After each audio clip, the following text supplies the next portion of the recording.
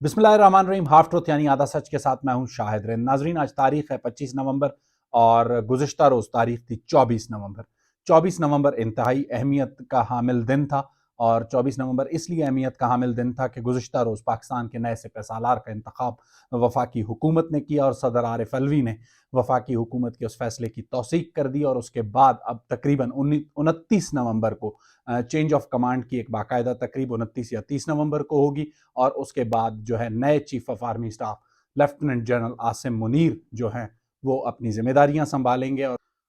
और नए chairman joint chief of staff committee general Sahir Shamshad Mirza भी अपनी नई जिम्मेदारियां संभालेंगे और 24 नवंबर गुजर चुका है और 24 नवंबर से पहले जो एक हैजान सियासी कुव्वतों ने बपा किया हुआ था वो तकरीबन अब थम चुका है और आज 25 नवंबर एक आम सा दिन है। और 25 नवंबर को मैंने आम सा दिन बड़ा खींच कर क्यों कहा है इसकी वजाहत आगे चल के करूंगा। और कल होगी 26 नवंबर। 26 नवंबर के हवाले से फिर एक हैजान मुल्क में बपा है और इस हैजान की बपा होने की जो कैफियत है, मेरा ख्याल है 24 नवंबर के फैसले के बाद 26 नवंबर भी 24 नवंबर के एक आम दिन की तरह और आज के 25 नवंबर के एक आम दिन की तरह गुजर जाएगा। और जो भी सियासी एक्टिविटी पाकिस्तान तहरीक इंसाफ और उनके सरबराह इमरान खान करना चाहते हैं और वो उसे करेंगे और उसे करके उन्हें आगे बढ़ना होगा, क्योंकि इसके अलावा बज़ाहिर कोई रास्ता नज़र नहीं आता है। 24 नवंबर को जो फैसला हुआ, उस फैसले की जिस तरीके से पाकिस्तान तहरीक इंसाफ ने तौसीक की, उनके प्रेसिडेंट आरिफ अलवी ने और इमरान खान ने, गो के उन्होंने जो एलामिया पाकिस्तान तहरीक इंसाफ ने जारी किया उस पर आगे बात करता हूं। तो मेरे हिसाब से 24 नवंबर को जिस तरीके से आम तौर पर सारी चीज़ें गुजरी हैं, 25 नवंबर जैसे आम दिन के तौर पर गुजर रहा है, 26 नवंबर भी आम दिन के तौर पर गुजर जाएगा। अब मैंने ये क्यों कहा था कि 26 नवंबर, 24 नवंबर और 25 नवंबर आम दिन की तरह है और इस पर ज़रा शद्दोमत से जोर क्यों दिया, वो आपको बताता हूँ। नाजरीन, मंटो साहब का एक अफसाना है और उस अफसाने का नाम है नया कानून। उस अफसाने में एक किरदार है मंगू कोचवान। हमारी भी जो सियासत है या जो हमारा निज़ाम हुकूमत है या निज़ाम सियासत है या जिस किस्म का भी निज़ाम है, उसमें भी मंगू कोचवान जैसे किरदार बहुत हैं और वो हर बार ये लगता है उन्हें कि कोई नया कानून आ रहा है, कोई नया चीफ आ रहा है तो नया कानून भी आएगा। मेरा ख्याल है यही हमारी गलती है, यही उन मंगू कोचवान जैसे किरदारों की गलती है जिसकी वजह से सूरत हाल बिगड़ती है। अगर हम बात करते हैं मौजूदा जो अभी नामजद चीफ ऑफ आर्मी स्टाफ हैं, 29 नवंबर को उन्होंने चार्ज लेना है। आप देखें कि इस वक्त जो है उनकी तमाम जो खूबियां हैं वो तमाम अहले दानिश और अहले सियासत बयान कर रहे हैं। अगर हम थोड़ा सा 3 साल पीछे चले जाते हैं तो कमर जावेद बाजवा को जब एक्सटेंशन दी जा रही थी तो उस वक्त भी हमारी अहले सियासत और अहले दानिश की यही सूरत हाल थी। अगर उससे मजीद 3 साल पीछे यानी 6 साल पीछे चले जाते हैं तो जब नए चीफ की तकर्रुरी हुई मियां नवाज शरीफ के दौर में, तो उस वक्त भी बहुत सी अहले सियासत और अहले दानिश की यही सूरत हाल थी। तो किसी भी नए कानून हो या नया चीफ हो, उसके आने पर हमारे जो किरदार हैं मंगू कोचवान जैसे, उनकी उम्मीदें बहुत बढ़ जाती हैं। नया कानून जो अफसाना है उसे ज़रूर पढ़ें और उससे आपको अंदाज़ा होगा कि मंगू कोचवान कहाँ गलती करता है और ये गलती मंगू कोचवान अगर ना करे तो उसे कोई मसाइल पैदा ना हो। बात करते हैं नए चीफ की तकर्रुरी के हवाले से और उसमें जो पॉलिटिकल पार्टीज़ का एक बार फिर वही रोल है। पाकिस्तान तहरीक इंसाफ एक तरफ तो बात करती है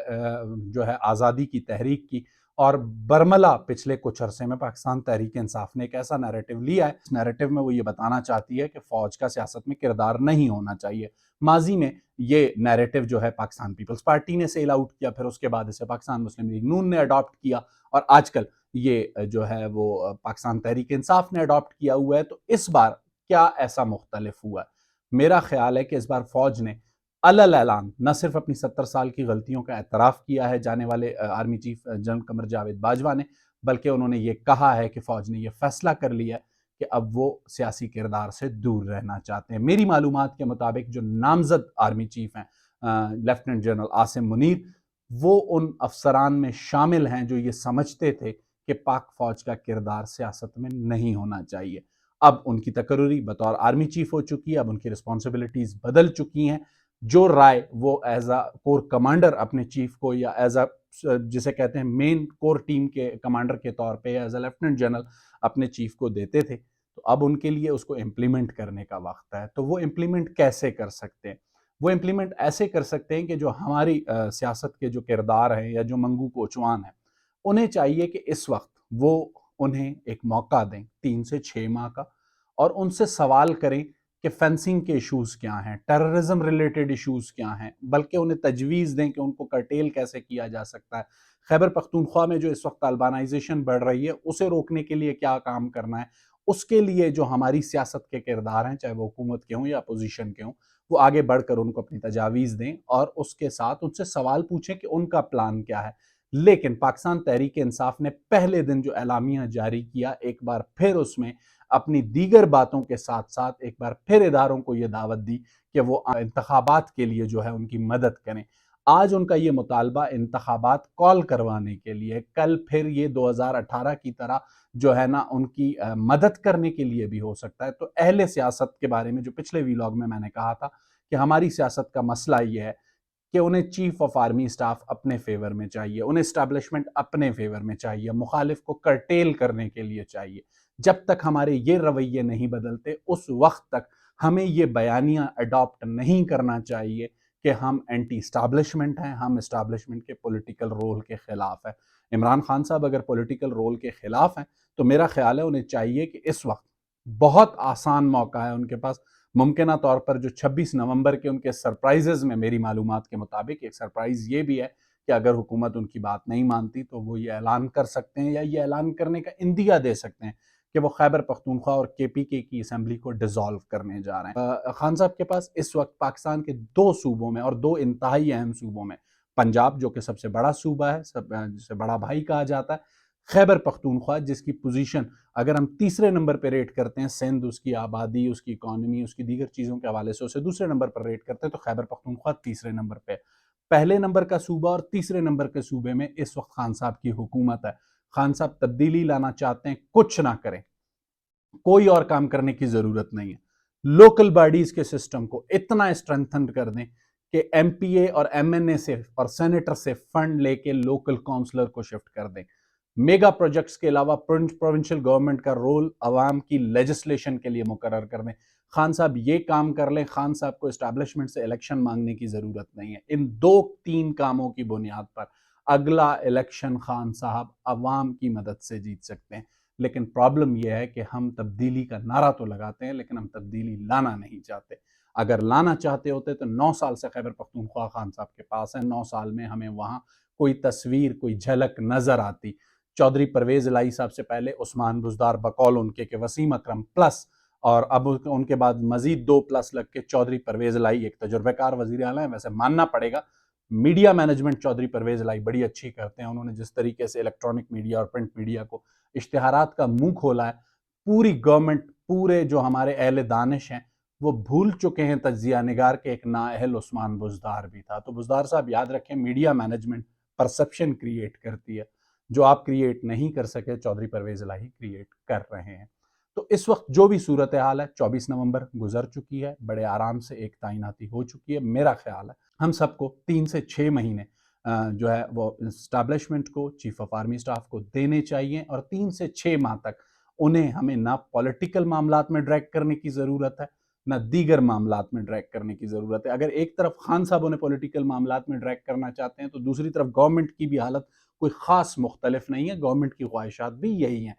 چاہے وہ برادر ملکوں سے ڈونیشنز مانگنے ہوں، امداد مانگنی ہو، یا کوئی اور کام ہو، یا ایون خان صاحب کا ہی رگڑا لگانا ہو، تو اس کے لیے بھی انہیں اسٹیبلشمنٹ کی، ان کی بھی یہ حکومت کی خواہش ہے کہ اسٹیبلشمنٹ ان کا ساتھ دے۔ تو میرا خیال ہے کہ جب تک سیاسی جماعتیں اپنے کردار کو ٹھیک نہیں کرتی، انہیں دوسرے کسی کے کردار کو سوالیہ نشان نہیں لگانا چاہیے۔ رہ گئی بات، میں نے آپ سے شروع میں ابتدا میں کہی تھی کہ آج کل جو ہے وہ ہر طرف ان کی تعریفیں ہیں، چیف آف آرمی سٹاف نئے، اور اس سے پہلے جب باجوہ صاحب مقرر ہوئے تھے اس وقت، اور جب ان کی ایکسٹینشن ہوئی تھی، لوگ اس وقت بھی یہی کر رہے تھے۔ لیکن آج وہی لوگ اگر ان کی آپ سوشل میڈیا ٹائم لائنز دیکھیں، ان کی گفتگو دیکھیں، تو وہ انہیں لگتا ہے کہ اس وقت مسیحا چیف آف آرمی سٹاف، جو نامزد چیف آف آرمی سٹاف ہیں، لیفٹیننٹ جنرل عاصم منیر، وہ ہیں۔ اس وقت پاکستان میں جو سب سے برے آدمی ہیں یا جنہوں نے سب سے غلط کام کیے ہیں، وہ جانے والے army chief general Qamar Javed Bajwa ہیں۔ تو ان تمام لوگوں کو چاہیے کہ یہ جو اہل دانش سے، چاہے وہ اخبارات میں لکھتے ہیں، چاہے وہ ٹی وی پہ بولتے ہیں، چاہے وہ یوٹیوب پہ بولتے ہیں، میرا خیال ہے وہ اگر عوامی مسائل اور گورننس پر توجہ دیں اور 3 سال تک، 3 مہینوں تک، کم از کم 3 سال تو ان کا ٹینیور ہے، 3 سے 6 مہینوں تک چیف آف آرمی اسٹاف کو تھوڑا سا ریلیف دیں اور انہیں چھوڑیں کہ انہیں کیا کرنا ہے. انہوں نے افغانستان کے بارڈر پر جسے کہتے ہیں وہ تورخم سے لے کے ایران کے بارڈر دالبندین تک جو فینسنگ کا معاملہ ہے اسے کس طریقے سے کمپلیٹ کرنا ہے, بڑھتی ہوئی جو طالبانائزیشن کے KPK میں مسائل ہیں اس کو کس طریقے سے ہینڈل کرنا ہے,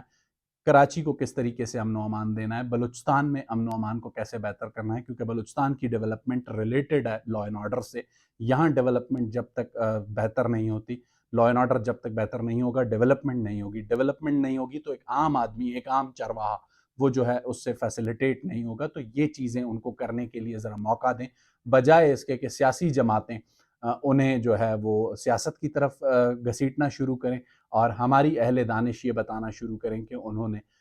کیا کارنامے انجام دیے تھے. انہوں نے جو بھی کارنامے انجام دیے تھے ان کارناموں کے ہی نتیجے میں آج وہ چیف آف آرمی اسٹاف مقرر ہو چکے ہیں, اور لیٹ ہم پلے ہز اننگز. اور میرا خیال ہے کہ فی الحال جو صورتحال ہے 26 نومبر کے حوالے سے جانے سے پہلے آپ کو یہ بتا دیتا ہوں کہ خان صاحب کے پاس کوئی بہت آئیڈیل سچویشن نہیں ہے. خان صاحب کے پاس چند ایک آپشنز ہیں, دھرنا, چند ایک آدھ دن بیٹھ سکتے ہیں, لیکن وہ جو مومنٹم ہے خان صاحب کی تحریک کا وہ ٹوٹ چکا ہے, اور اس کی غلطی کسی اور کی نہیں ہے, وہ خان صاحب کی ہے. انہوں نے ہر معاملے کو اتنا مس ہینڈل کیا ہے کہ ماشاءاللہ سے اسی کے نتیجے میں آج وہ اس مقام تک پہنچے ہیں کہ جہاں پر ان کی تحریک کا مومنٹم بن بھی جاتا تھا تو وہ بار بار ٹوٹ رہا ہے. لیکن کچھ نالائکیاں حکومت کی بھی ہے, جہاں خان صاحب کی تحریک کا مومنٹم ٹوٹنے لگتا ہے وہ کوئی نہ کوئی غلطی کر کے خان صاحب کو آکسیجن پرووائڈ کرتے ہیں. اب 26 نومبر کو اگر حکومت انہیں مزید کوئی آکسیجن پرووائڈ نہ کرے اور اپنا فوکس, جیسے کہ میں نے آپ سے کہا کہ ہمیں چاہیے کہ آرمی کو 3 سے 6 مہینے کا موقع ملنا چاہیے, تو حکومت کو بھی چاہیے افضل خان صاحب کو بھول کر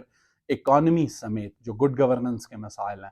ان پر توجہ دے, سیلاب متاثرین کی طرف پلٹے, تو میرا خیال ہے پاکستان کے جو مسائل ہیں وہ حل ہو سکتے ہیں. اور منٹو کے جو افسانے ہیں اس میں ایک نیا قانون کو ضرور پڑھیے, اور شیخ رشید جیسے منگو کوچوان کو ضرور یاد رکھیے. مجھے شاہد رند کو اجازت دیجیے. اللہ حافظ.